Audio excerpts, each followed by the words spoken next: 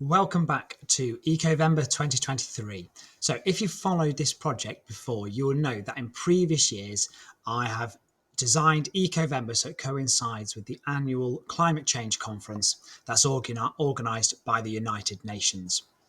In 2021, the UK hosted COP-26 up in Glasgow, and last year it took place in Egypt at Sharm el-Sheikh.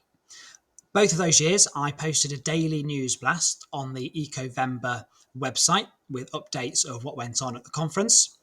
However, this year for Eco-vember 2023, I've decided not to cover COP28. And so I just wanted to explain the reasons why I was not going to be covering COP28 this year. So let's get into them.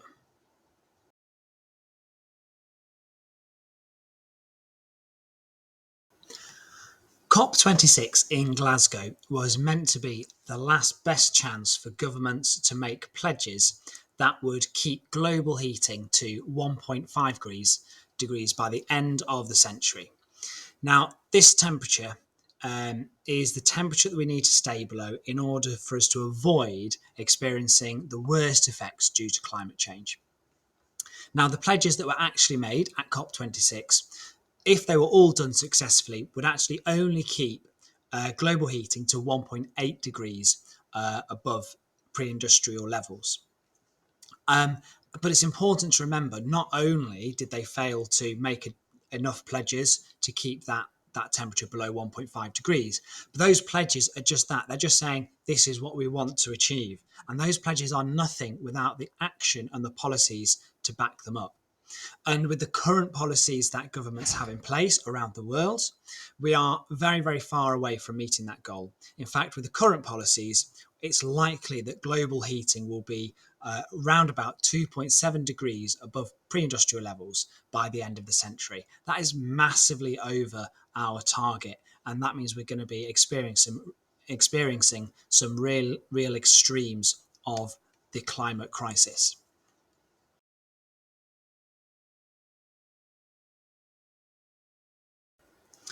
COP28 this year is taking place in the United Arab Emirates. Now, this is one of the biggest fossil fuel exporters on the planet.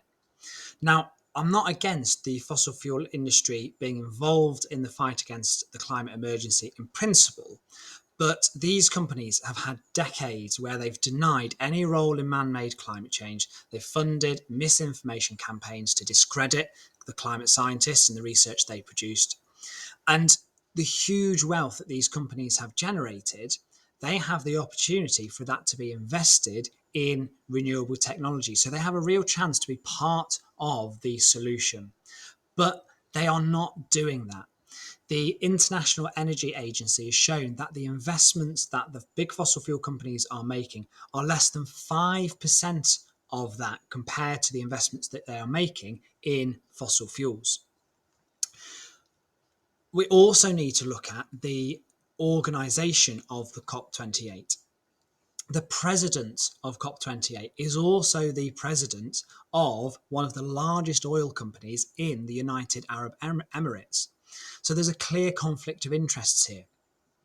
Whilst he has words and talks about taking action on the climate crisis, these are betrayed by the fact that the Abu Dhabi National Oil Company, which is one of the big oil companies in the United Arab Emirates, is due to invest about $150 billion in fossil fuel extraction over the next 5 years.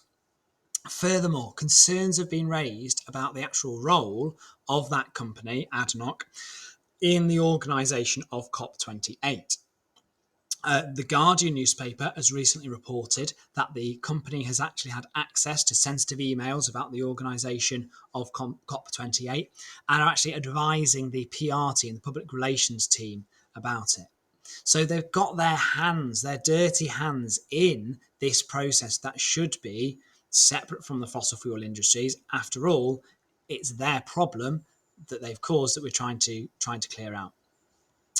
Now, at COP27 last year, there were actually over 600 delegates from the fossil fuel lobby who were in attendance. Now, to put that into perspective, there was only one country that had more delegates than that.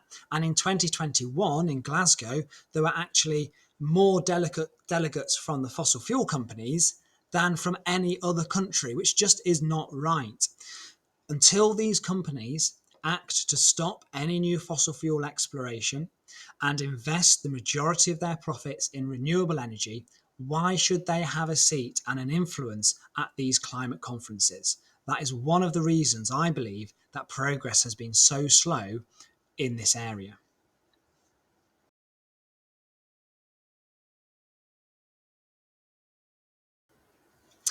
This year is the 28th meeting of the Climate Change Conference. But the problem of human made global heating has been known about for much longer than that. The very first climate conference was held way back in 1979, and it's that conference that eventually led to the formation of the International Panel on Climate Change about 10 years later. But one of the most influential pieces of scientific research was actually published 10 years before that in 1967. So this problem has been known about for a long time, and yet very, very little has been done about it. And indeed, carbon dioxide and greenhouse gas emissions just keep going up and up and up and up and up. So we've got this blanket of polluting gases now surrounding the Earth, causing the climate emergency. For over 30 years, the global community has known about the dangers of accelerated climate change, but governments and big companies have continually just kicked the can down the road. So progress on this issue has just been glacial, which is an irony, really, given that it feels like the glaciers are actually melting faster than any progress is being made. So that's my final reason why I will not be covering the COP28 conference this year. So there we have it. Those are my three reasons why I will not be covering the COP28 climate conference this year. But you can stay up to date with everything that's going on with Eco-vember 2023 by clicking the document in the description and also checking out the other videos that are on this YouTube channel. Thank you very much for your time. See you later.